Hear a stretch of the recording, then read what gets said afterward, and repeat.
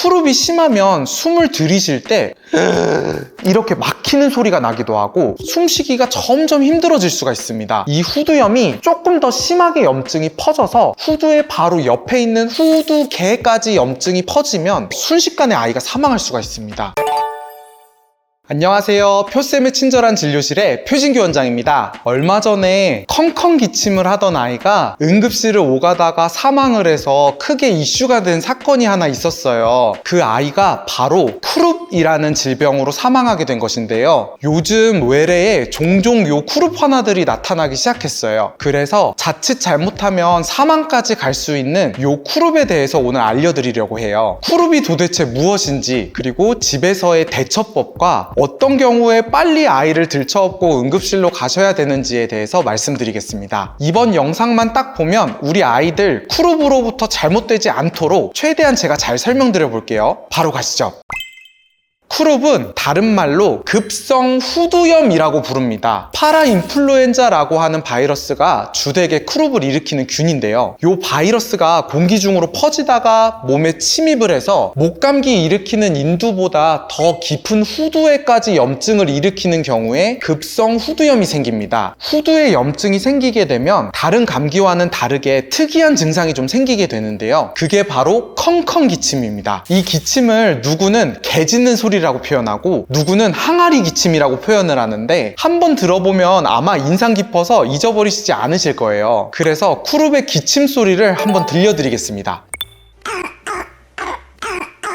쿠룹은 이런 컹컹 기침이 갑자기 밤 늦은 시간이나 새벽에 시작되는 특징이 있습니다. 쿠룹이 심하면 숨을 들이쉴 때 이렇게 막히는 소리가 나기도 하고 숨쉬기가 점점 힘들어질 수가 있습니다. 제가 기억에 좀 이게 남는 게 제 레지던트 첫 응급실 당직 때 쿠룹 환자가 컹컹 기침을 하고 숨소리가 정말 안 좋아져서 왔는데 제가 그때 쿠룹 소리를 처음 들어봤던 터라서 아이가 숨을 못 쉬어요 하고 혼비백산이 돼서 도와달라고 저 선배한테 전화한 적이 있어요. 의사들도 이렇게 처음 듣는 기침 소리에 당황을 하는데 당연히 부모님들도 우리 아이가 멀쩡히 잘 지나다가 이런 컹컹 기침과 이상한 숨소리가 들리면 엄청 당황하시는 경우가 많아요. 그래서 제가 이런 컹컹 기침을 하는 아이가 있을 때 집에서 하는 응급조치 두 가지를 알려드릴게요. 첫째로 새벽이더라도 창문을 활짝 열고 갑자기 찬 공기를 확 들이쐬게 해주시는 겁니다. 찬 공기가 확 와서 후두에 갑자기 닿게 되면 요 컹컹 기침과 호흡곤란이 서서히 좋아지게 돼버려요. 웃기게도 쿠룹 증상이 생긴 아이를 부모님들이 들쳐업고 응급실로 달려가시는 도중에 아이가 응급실 도착해서는 멀쩡해져 있는 경우가 많아요. 그게 바로 요 찬 공기 때문인데 찬 공기를 쐬면서 병원에 가면은 요 후두염이 갑자기 좋아지기 때문입니다. 두 번째로 집에서 할 수 있는 응급조치로는 화장실 욕조에다가 뜨거운 물을 받으시고 아이를 요 뜨거운 물에 담그는 거가 아니라 이렇게 그냥 화장실 안에 안은 채로 화장실 안에서 문을 딱 닫고서 이제 달래주시는 겁니다. 수증기가 확 퍼져서 목 안으로 들어가게 되면 이것 역시 컹컹거림과 호흡곤란이 사라질 수가 있어요. 이렇게 집에서 두 가지 응급조치를 차례로 취해보셔서 컹컹 기침이 덜하고 호흡곤란도 가라앉았다고 하면 다음날에 그냥 여는 소아과로 방문해주셔서 진료를 보시면 됩니다. 하지만 이런 두 가지 응급조치를 취해도 아이가 계속 컹컹거리고 계속 호흡곤란이 있다고 하면 바로 응급실로 가시는 거예요. 이렇게 컹컹 기침을 하고 있는 아이를 급하게 응급실로 데려가시거나 아니면 다음날에 소아과로 데려가시게 되면 병원에서는 쿠룹일 때 잘 듣는 호흡기 치료와 주사를 맞고 오게 됩니다. 쿠룹은 요 호흡기 치료와 주사제의 반응이 아주 좋기 때문에 갑자기 아이가 멀쩡해진 것 같은 느낌이 들 수가 있어요. 그런데 쿠룹에 이제 주의하셔야 되는 점이 이때 안심하시면 안 됩니다. 주사와 호흡기 치료로 좁아진 후두가 이렇게 넓어지면서 숨소리가 되게 편안해지는데 이때 넓어진 숨길 때문에 위에 있던 염증이 더 밑에 깊숙하게 폐 쪽으로 떨어져 내려가서 2차적으로 폐렴이 올 수가 있어요. 실제로 쿠룹 10명 중에 2명에서 3명 정도는 진료를 보고서 확 좋아졌다가 한 3, 4일쯤 후에 이상하게 가래기침이 점점 심해져서 폐렴으로 진단되고 입원하게 되는 경우가 있습니다. 그래서 쿠룹 증상이 있었던 아이들은 주사 한번 맞고 좋아졌다고 바로 무리한 활동을 시키시면 절대로 안 돼요. 3, 4일 정도는 조심히 집에서 관찰해 주시는 것이 가장 좋습니다. 자, 여기서 중요한 얘기 하나 해드리겠습니다. 왜 영상 처음에 말씀드린 아이는 이 쿠룹일 때 왜 사망을 했을까요? 쿠룹은 후두염에 후두염에 염증이 생기는 급성 후두염이라고 했는데, 사실 급성 후두염만으로는 아이가 사망까지 이르기는 쉽지가 않습니다. 이 후두염이 조금 더 심하게 염증이 퍼져서 후두의 바로 옆에 있는 후두계까지 염증이 퍼지면 숨쉬는 목이 꽉 막혀버려서 순식간에 아이가 사망할 수가 있습니다. 이게 컹컹거리고 아까처럼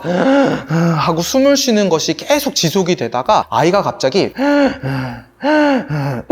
하면서 숨을 멈추는 게 조금이라도 이런 게 보인다고 하면 볼 것도 없이 바로 응급실로 가셔야 되세요. 이게 바로 후두계염이 의심되는 상황입니다. 이렇게 후두계염이 있으면 병원에 가면 의사들도 엄청 바쁘게 움직이면서 기도 삽입을 이제 하려고 하는데도 기관 삽입이 잘 되지가 않아요. 이게 후두계가 너무 부어가지고 관이 안 들어가는 건데, 그래서 목에 빠르게 이렇게 절개까지 해서 숨기를 만들어줘야 되는 굉장히 초응급 질환입니다. 얼마 전에 있었던 요 쿠룹의 사망 사건 아이도 이렇게 후두염으로 응급실을 전전하다가 후두계염까지 염증이 확 진행되면서 호흡곤란으로 사망했던 것입니다. 제가 너무 겁을 많이 들인 것 같은데 요약을 조금 해드리겠습니다. 우리 아이가 새벽에 컹컹 기침을 하면 먼저 후두염을 의심하자. 그리고 후두염 가정 내 응급조치를 기억하고 호전이 없을 때는 바로 응급실로 가자. 응급실을 다녀온 후에도 며칠간은 아이가 폐렴이나 후두계염이 올 수 있으니 조심히 관찰하고 병원에 자주자주 방문하자입니다.